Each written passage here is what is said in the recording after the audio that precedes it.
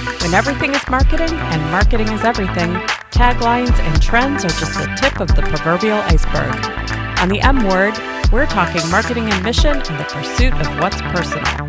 I'm your host, Jennifer Mulchandani, and you are listening to the M Word podcast presented by Arlington Strategy. On today's episode, I'm speaking with Alicia Boateng, an experienced entrepreneur who has successfully navigated the challenges of being a minority in a leadership position. We talk about her thriving design business, and she shares her journey and experiences with a goal to inspire and empower others who may face similar obstacles. We chat about how she found serendipitous success when a celebrity shared one of her products online, how she's been intentional in building an authentic brand, and her devoted community of customers who have helped her overcome personal tragedy. Alicia's work has been featured on Deco Drive, The Today Show, Good Morning America, and many other national outlets. Hope you enjoy today's conversation. Okay, Alicia, thank you for being here today. I'm so excited for our conversation and to hear your story. Thank you, Jennifer. I'm excited to be here with you. Yeah, so I know when we last talked, you obviously right now you have a business with a presence. You're very artistic in what you have put out into this world. I will let you describe your products, maybe show it in case we can, clip this to YouTube or use it in social. But you have just such a fascinating story because you accidentally ended up doing these beautiful artistic mugs. So why don't you tell our listeners a little bit about you and your journey? Absolutely. So my name is Alicia Boateng, and originally I started my business when I was 18 years old. I was a wedding and event planner, and I did that for over 20 years. I actually taught wedding and event planning as well at the local college down here in South Florida. Then when I met my husband, it's always when I met my husband, right? Men change everything, yes. In a good way. We are both we're a blended family. And so once kids are in the mix, it changes things a lot, right? And so it was very long hours, very laborious, very physical work with the wedding planning. Although I did love it, it was just time to part ways with that. And so when I met him, he decided that he wanted to go into real estate. And I said, okay, great. This is literally within a month of meeting him. I said, we're going to create a corporation and then God will take us in the path that he wants to, right? So we did that. That was 2014. We started in real estate. He's a licensed realtor. I am his admin, or other people refer me as his CEO, right? Mm-hmm. And then in 2019, I was drinking my coffee, which I have been drinking. I'm very loyal, so I've been drinking the same brand for over 30 years. And I was drinking my coffee. That's like my me time, right? And I said to my husband, if my coffee cup would be as enriching as my coffee is for me every morning, it would make my mornings that much different. And so then I immediately got a piece of paper and I started writing down how I wanted my coffee cups to make me feel, which is every time I share this story, it's like rather odd because you don't really think of how you want a coffee cup to make you feel. You just want a vessel to drink your delicious coffee out of, right? I don't know though, because I think like I open the cupboard and if my favorite mug is it's dirty in the dishwasher, I'm too tired in the morning to wash it. Like there's a small piece of me that's like, today's coffee won't be as much fun. I'm so happy I understand what you mean. I'm so happy to hear you share that. It means I'm not the only crazy one. You're not. It's not crazy. That's the point. It's okay, Jennifer. We can be crazy together. Okay, I'm in. So then, like I said, I started writing down how I wanted my coffee cup to make me feel. And I wrote words of like, powerful and beautiful and confident and just dazzling and, that sort of word. Then I started drafting how I would envision it in my mind, right? So that was April of 2019. he bought me a Cricut machine. If you're not familiar with what a Cricut machine is, it's a vinyl cutting machine. And I said, okay, I'm going to put vinyl on absolutely everything. If you walk, if you talk, if you breathe, you're getting vinyl on.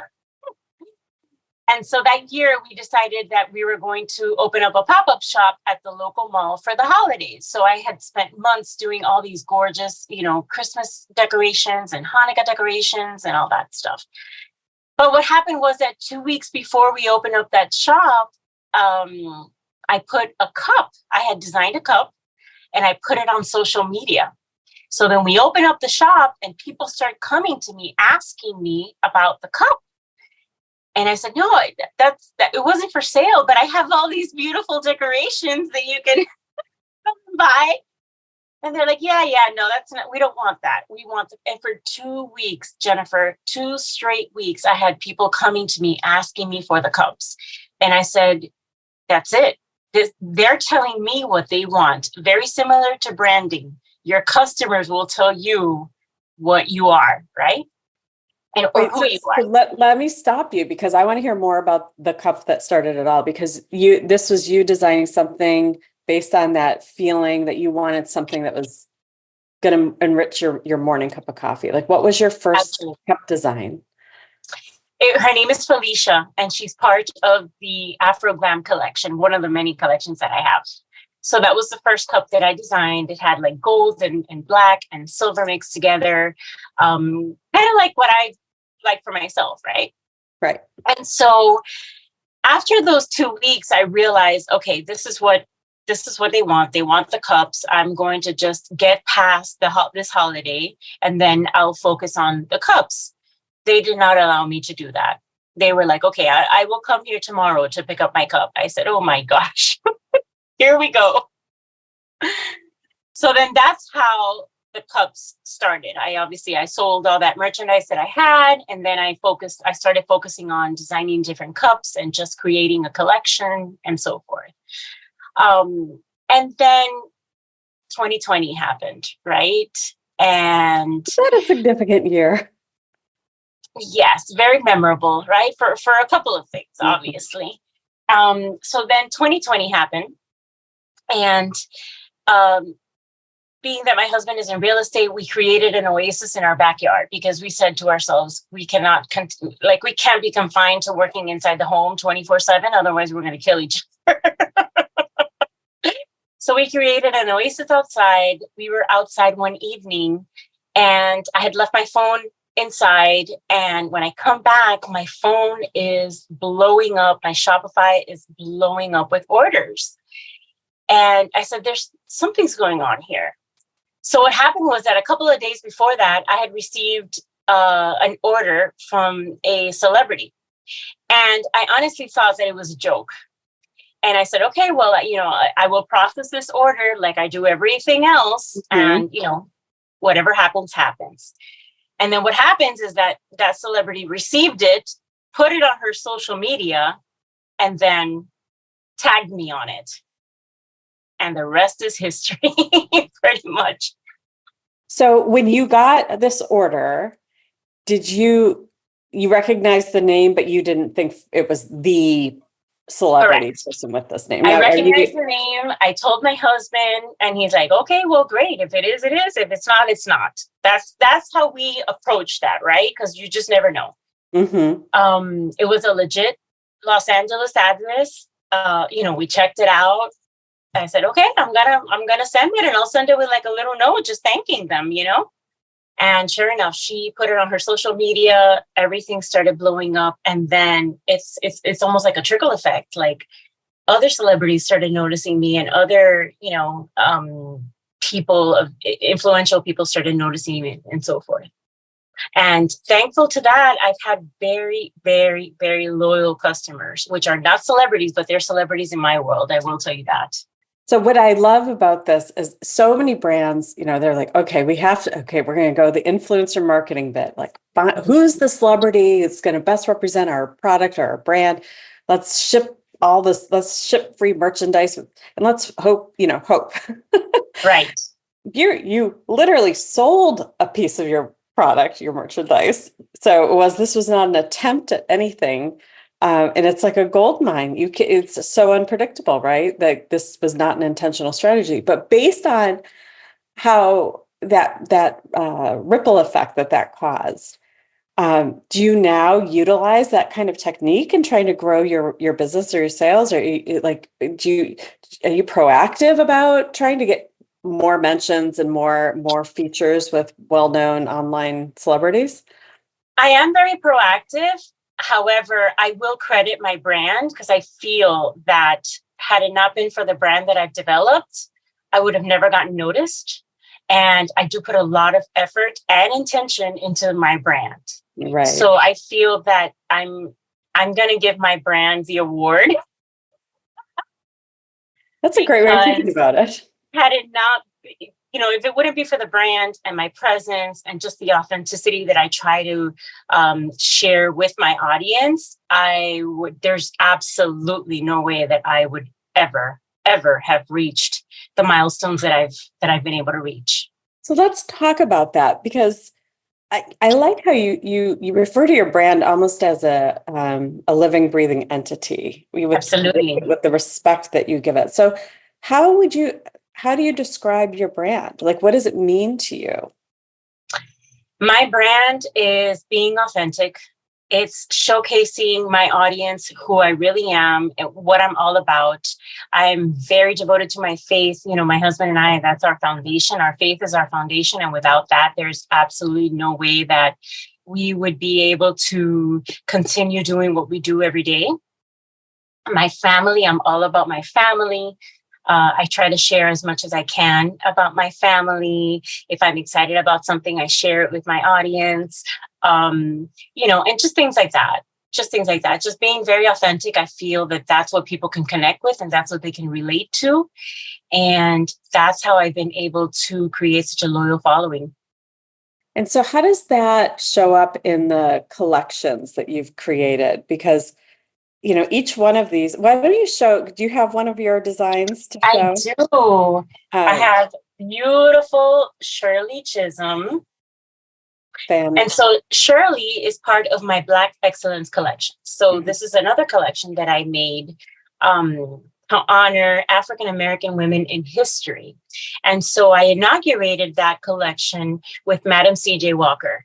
And the reason I did that is because I resonate with her so much. I would totally be on my deathbed telling my husband how many more cups we need to create before I pass.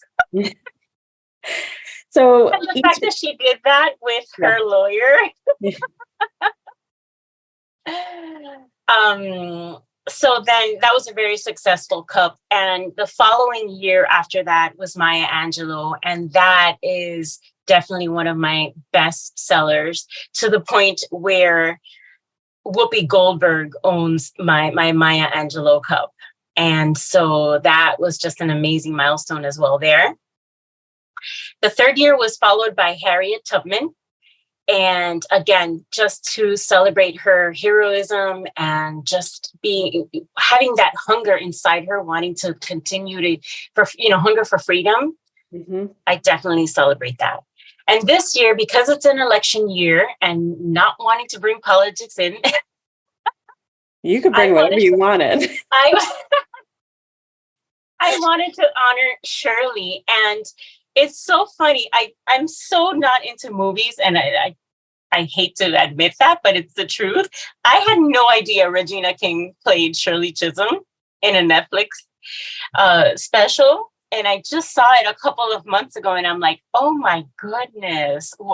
There is no coincidence, because everything happens for a reason, I feel. Mm-hmm. And so the fact that I decided to do the cup this year, it's an election year, and Regina did such an amazing job.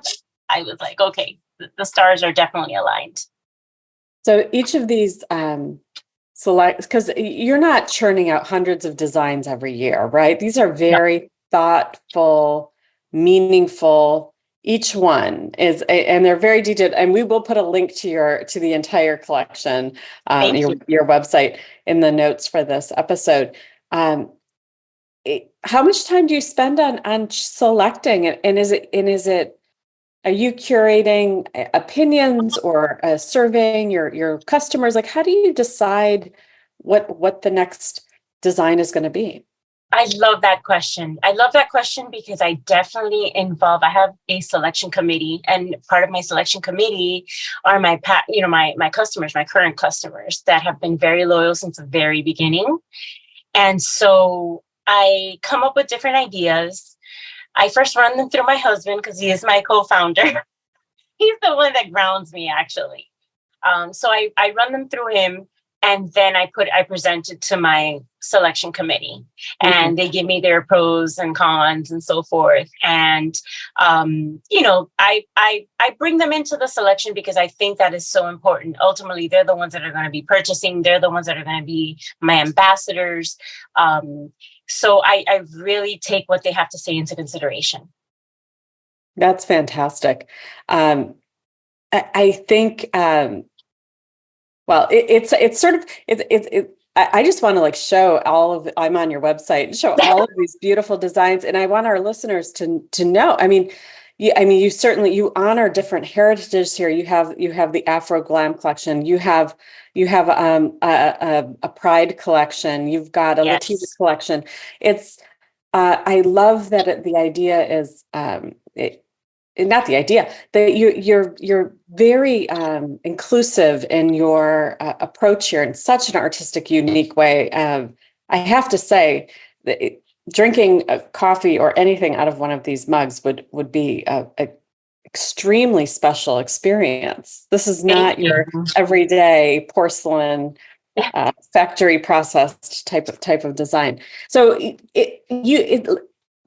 talk to me how you've then transcended this is a very artistic outlet, your business and the designs, but then how does that parlay with supporting other women and business owners and sort of the idea of the branding that you consult on?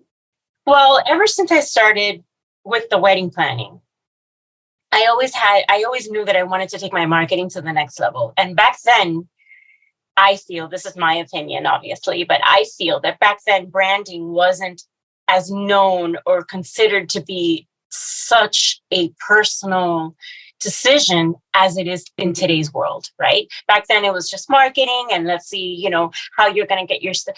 Obviously print was really big back then. I'm talking about 1997. Oh my gosh, 97. The prior century. I know. And so, back then it was really more of like the marketing and print advertising, and just obviously we didn't have the resources that we have now, right? So what I did was what I learned myself back then, and I learned it through trial and error and spending a lot of money on those mistakes. And honestly, I wouldn't change a single thing because it's taught me so much throughout the years, right? Mm-hmm. And so back then I knew that wedding planning was and is to this day a luxury. It's not a necessity. You don't need a wedding planner to get married. You don't need a wedding planner. You just need a judge, or you go to the courthouse, get it signed, and that's it. That's really all you need to get married. However, I was very in tune with the fact that I knew that it was a luxury. Okay, so now that I know that it's a luxury, how am I going to stand out? How am I going to show my customers or my potential bride and groom that they need me, that they cannot get married without me? So I painted the picture and I explained to them that I was very well aware of what services I was able to provide to them and so forth.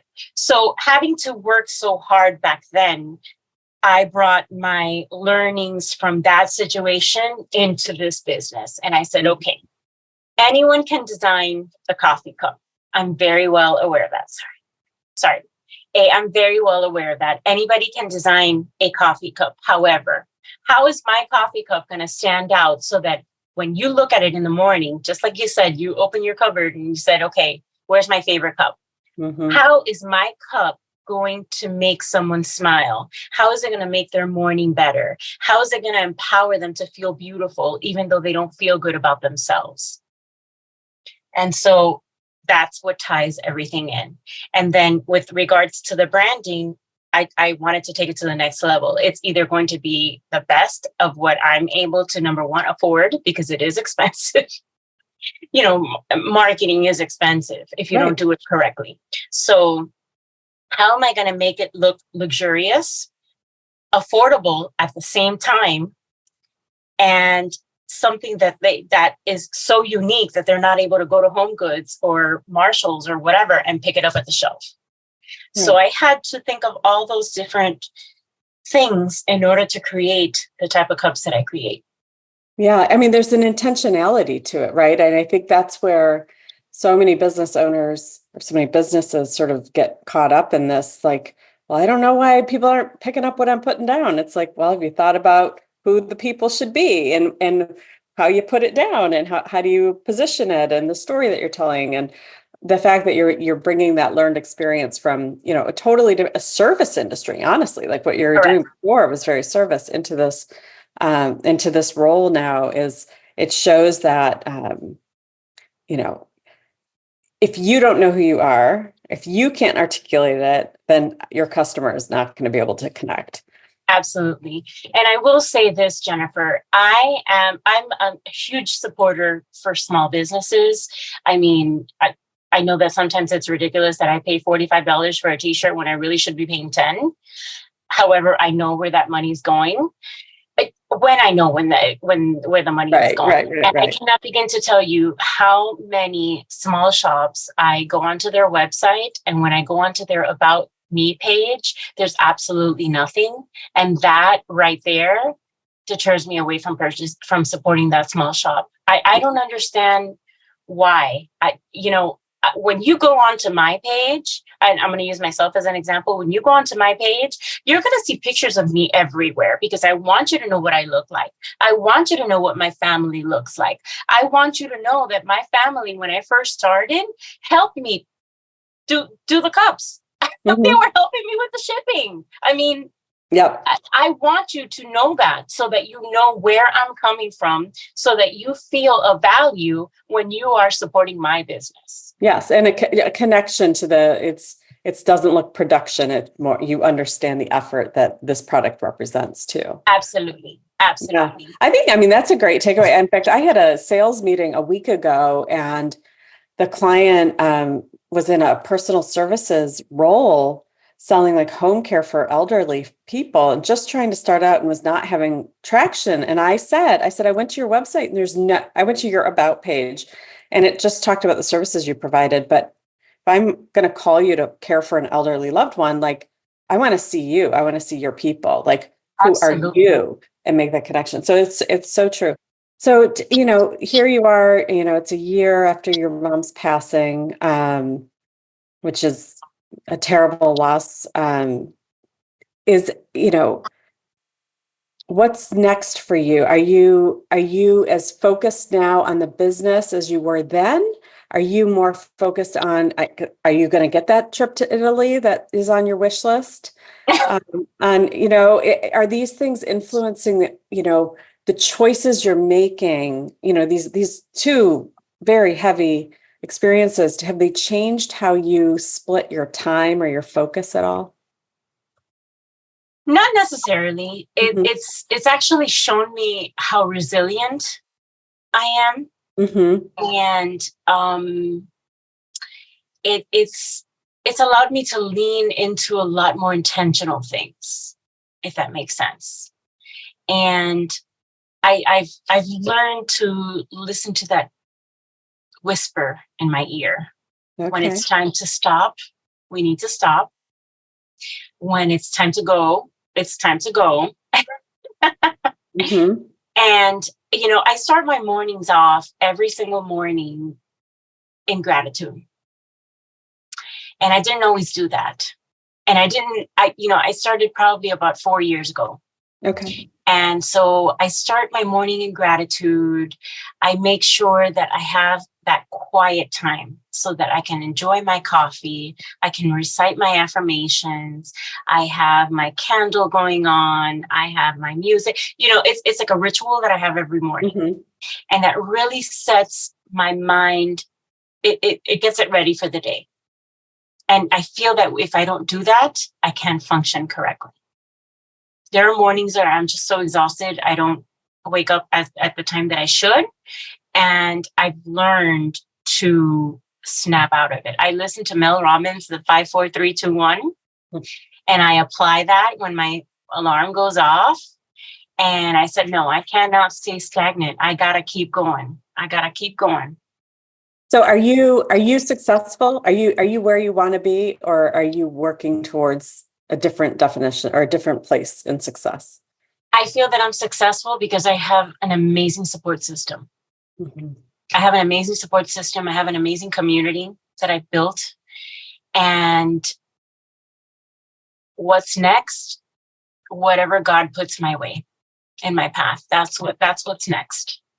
That's what's next. I don't want to get to the point where I'm greedy and I just want more and more and more and more. I'm very grateful for what I have. I'm very grateful for all the blessings that I have, because they truly are blessings. Mm-hmm. I've gotten to places where people pay thousands, if not millions of dollars to get to. And I don't take that with a grain of salt. I'm very well aware of God's favor when it comes to that. And I'm sorry, because I don't mean to make this a religion. You're being authentically you. I think that's, yes, I have to, because there's no one else that I can give credit to. Absolutely no one else, because when I'm very happy, I pray. And when I'm extremely sad, I pray. Yeah. So, I feel like I could talk to you for just hours and hours, Alicia, but I'm excited to ask you this question, which is a total departure from everything we've been talking about to this moment. But given like the celebrity with which you have built your business, the iconic depictions that you have in your own designs, if you had to pick, is it going to be Barbie, Ken, or Taylor? I would have to say it's Cabbage Patch. Okay, I need to know why. Because I was never a Barbie girl. Okay. I was never a Barbie girl. I never really I had them when I was little, but I never really played with them. I was a girly girl in my own way, but I was always into nurturing. Mm-hmm. And I had tons of Cabbage Patch dolls. Which do they still have them? Are they still I think they do. I think, you know what? My goodness, would it be like really, really crazy if I would show up at that Cabbage Patch hospital in Georgia? My kids aren't little anymore. Well, my daughter isn't little anymore. She's 20. Yeah, you need to bring along a friend. Yeah, right. For our your kids, so I can go. Our listeners who may not know, Cabbage Patch, the whole idea of these, and they were like, they're soft fabric dolls. They're not like plastic molded, so they're soft and they're larger than Barbies. But the concept was they were all unique, right? Yes. Am I remembering that correctly? You would adopt them. And you can name them. So they already came when you bought them, and in the store, they came with like a birth certificate and they came with a name. But if you didn't like the name, you can change the name. You can have your parents, send in the document, and then it would change your name, which I thought was so cute. Right. Yeah, it was very different. Well, I thank you for sharing that. That's a great answer. I have had such a good time talking to you, Alicia. I am excited. I met you after the last major gifting season. So now that I have it bookmarked, and I encourage everyone who's listening to really check out your very beautiful artistic mugs. They are unlike anything. So congratulations to you on this journey that you are continuing on, and best wishes. Thanks for being on the M Word. Absolutely. I appreciate your time. Thank you, Jennifer. And if folks want to, what is your website for folks who are interested? If you want to just read it. It's www.aliciaboateng, boateng.com. And also I'm always on Instagram. So Instagram is Alicia Boateng Designs. And there you can see some of the celebrities that have my cups and some of the awards that I've recently won and so forth. Wonderful. And we'll link all of that as well in the show notes. Well, thanks again, Alicia. And it's been a great talking to you. Thank you. Have a blessed day. You too. Thanks for listening to The M Word. I hope you enjoyed today's episode. Subscribe and never miss a podcast. Visit arlingtonstrategy.com for more. The M Word is an Arlington Strategy production hosted by Jennifer Mulchandani. Our theme music is by Mucci. Graphic design by Kayla Fagan and Emily Rare. Sound engineering and editing by Winston Turner.